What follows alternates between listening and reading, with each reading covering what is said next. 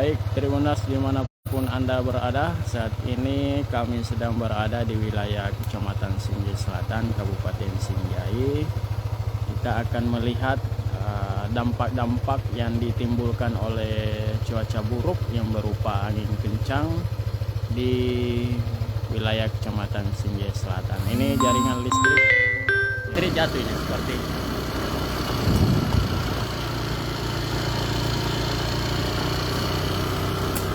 Ini adalah ini dampak genset yang dinyalakan pihak penyedia layanan jasa. Tribuners terpaksa harus menyalakan mesin genset.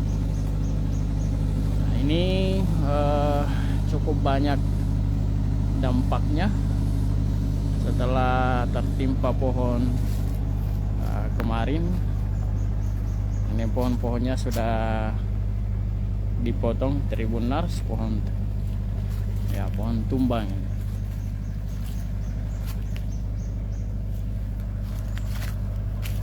Tertimpa kabel listrik, tercabut dari atas.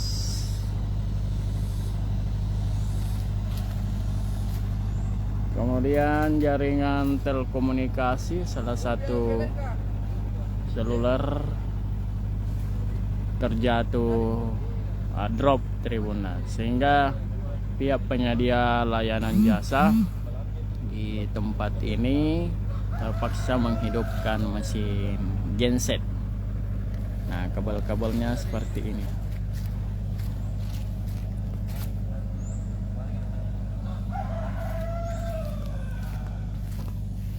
Kabel jatuh ke tanah,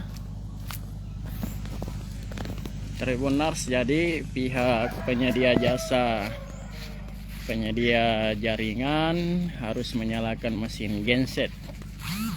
Nah, inilah kabel yang jatuh, kabel listrik, karena tower ini bisa berfungsi menghasilkan jaringan yang bagus jika dihidupkan dengan tenaga listrik. Ini cukup tinggi sekali, dan terpaksa saat ini pihak pengelola di tempat ini terpaksa menghidupkan mesin tower ini dengan menggunakan mesin genset, Tribun.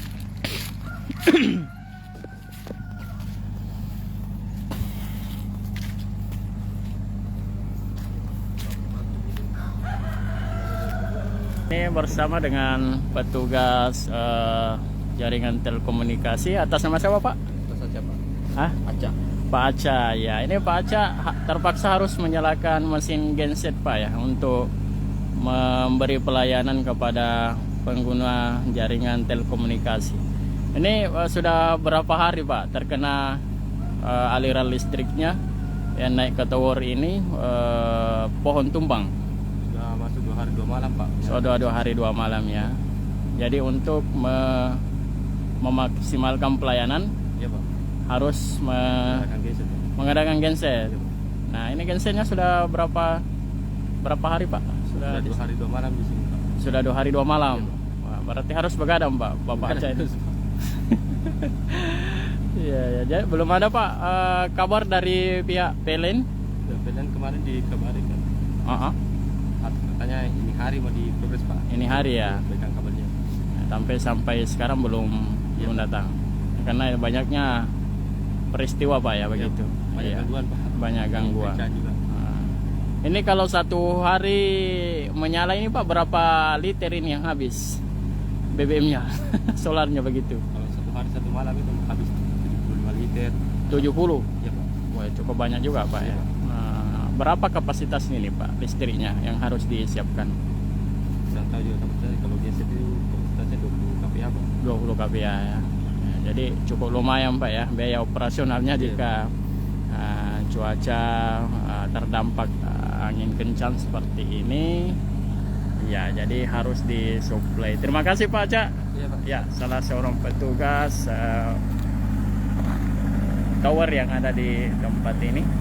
Jadi benar terpaksa menghidupkan mesin genset ke tempat ini. Ya 20 kPa dan rata-rata menghabiskan 70 liter solar setiap hari ya, selama listrik sedang padam karena terjatuh dari tiang Tribuners. Ini sudah copot kelihatannya, harus diisi atau dinyalakan seperti ini.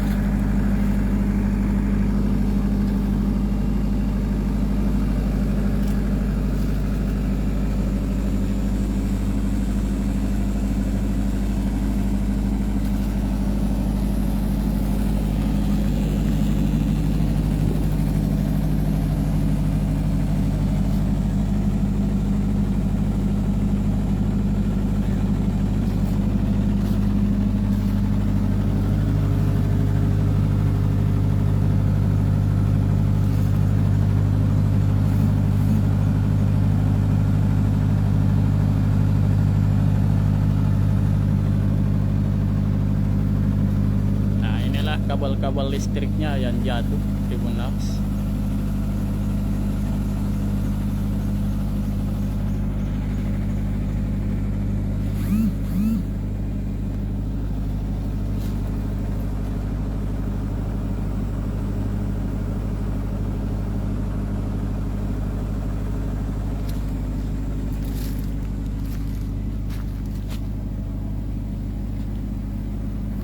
Harus disambung dari mesin pembangkit listrik trafo. Nah, ini jaringan ini disewa atau milik PT Telkomsel Tribuners.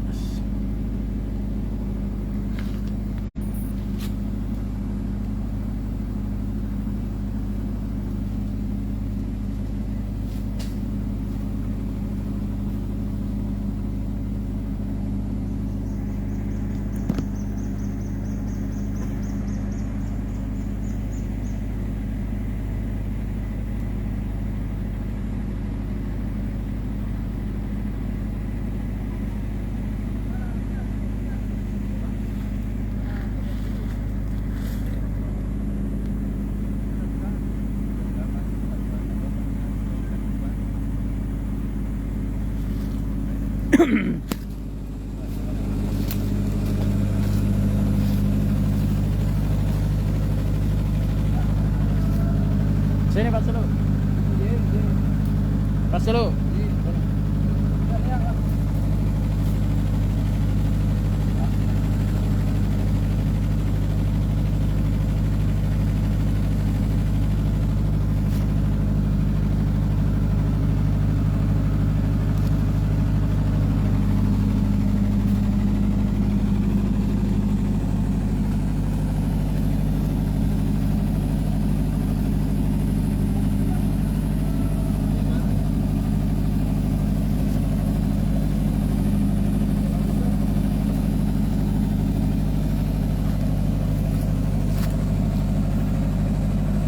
Ya, baik Tribuners, nantikan update terkininya perkembangan cuaca, dampak cuaca dari Kabupaten Sinjai.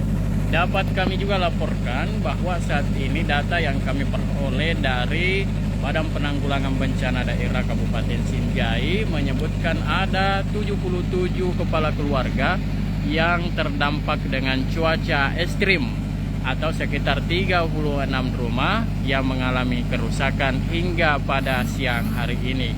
Penyebabnya adalah karena angin kencang atau cuaca ekstrim atau cuaca buruk yang terus melanda wilayah Kabupaten Sinjai sudah hampir 2 pekan ini.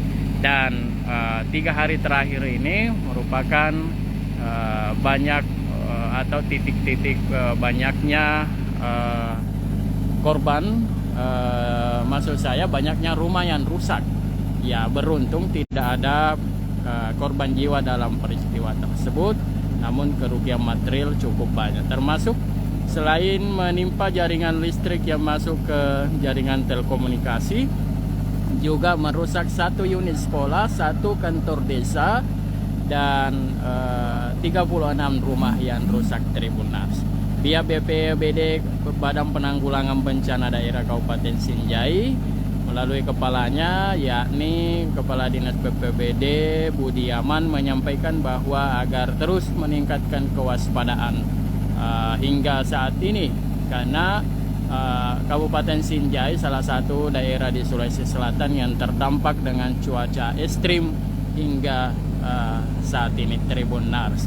Baik, saya reporter Tribun Timur Syamsur Bahri langsung dari Kecamatan Sinjai Selatan, Kabupaten Sinjai, Sulawesi Selatan melaporkan.